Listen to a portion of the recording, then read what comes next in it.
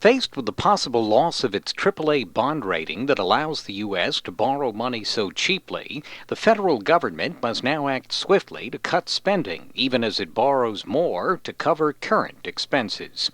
GOP consultant for the islands and former Interior official Fred Radewagen says Standard & Poor's threat to cut the coveted U.S. bond rating could impact the territories. I think the threat by Standard & Poor's to downgrade the U.S. has been a real wake-up call here in Washington.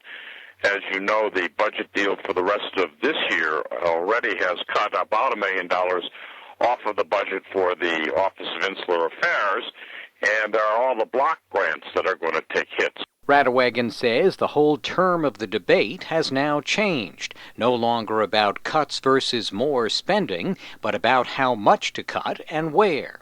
And with the fragile island economies so dependent on Washington for help, Radewagen was asked if even new local momentum for self-determination can be sustained. You make the case that, indeed, the political status issue may be something that would be raised because people are indignant, but at the same time, people may also think that this is not time to raise political status because they're more dependent on Washington, even if Washington's going to give less. But the latest cuts haven't been felt yet, so it may be too early to say how episodes like the alleged Codell snub in Guam will play out, and its impact on a stopover in Guam and possibly Tinian next week by Senate Armed Services Chair Carl Levin and East Asia Chair James Webb.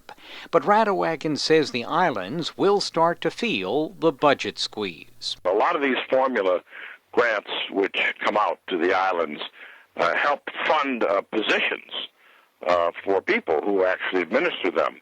And these cutbacks are going to force potentially higher layoffs and more unemployment to go along with those positions that are locally funded. Not to mention higher interest rates and inflation for consumables. If Congress drags out a fight over raising the federal borrowing limit by July, further endangering U.S. financial soundness.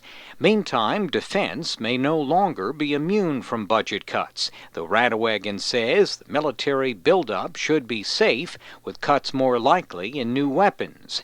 And as the financial drama plays out in Washington, Radewagen has this advice for the islands. My advice both to the Northern Marianas and to Guam would be to work together without regard to political party locally. Keep the partisan squabbling to a minimum, and each side work with their partisans in Washington to make sure that you get the best deal you can for the islands. Remembering the old adage, Radewagen says, when Washington has the sniffles, the islands catch pneumonia.